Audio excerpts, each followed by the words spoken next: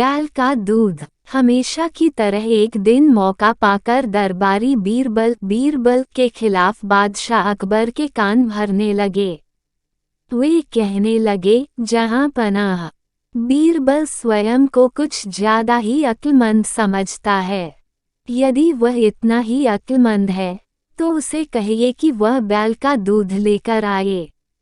दरबारियों की बातों में आकर अकबर ने बीरबल की अक्लमंदी की परीक्षा लेने की सोची। बीरबल उस समय दरबार में उपस्थित नहीं था।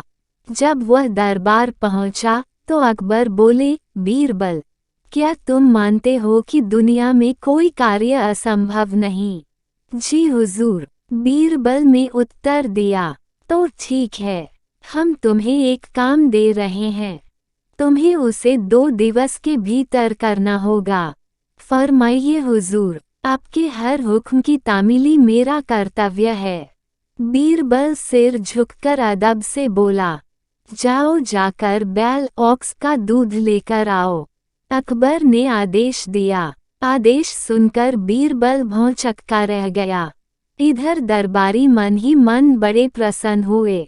वे जानते थे कि यह कार्य असंभव है क्योंकि दूध गाय देती है, बैल नहीं।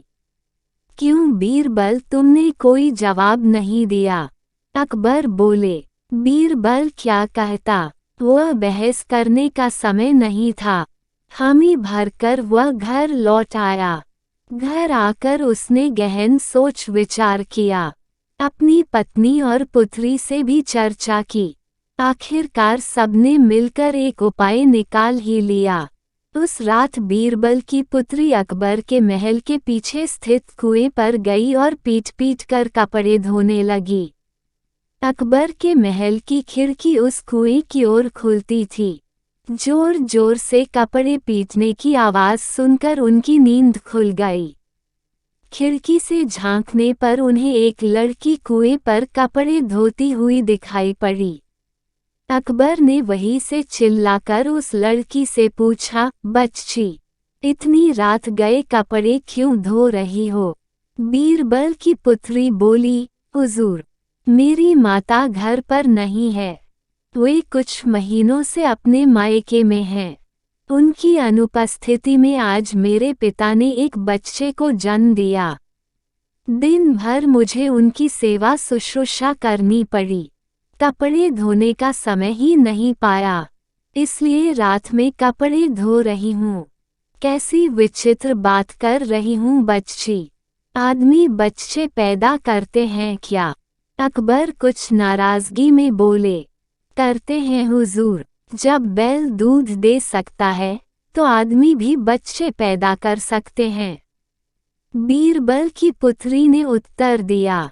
ये सुनना था कि अकबर की नाराजगी हवा हो गई और वे पूछ बैठे, बच्ची, कौन हो तुम? हुजूर, ये मेरी पुत्री है। पेड़ के पीछे छुपे बीरबल ने अकबर के सामने आकर उत्तर दिया। ओह, तो ये तुम्हारा स्वांग था? अकबर मुस्कुराते हुए बोले, गुस्ताखी माफ हुजूर, और कोई रास्ता भी नहीं था अपनी बात समझाने का। बीरबल अकबर की नींद में खलल डालने के लिए क्षमा मांगते हुए बोला। इधर अकबर भी बीरबल की अक्लमंदी का लोहा मान गए।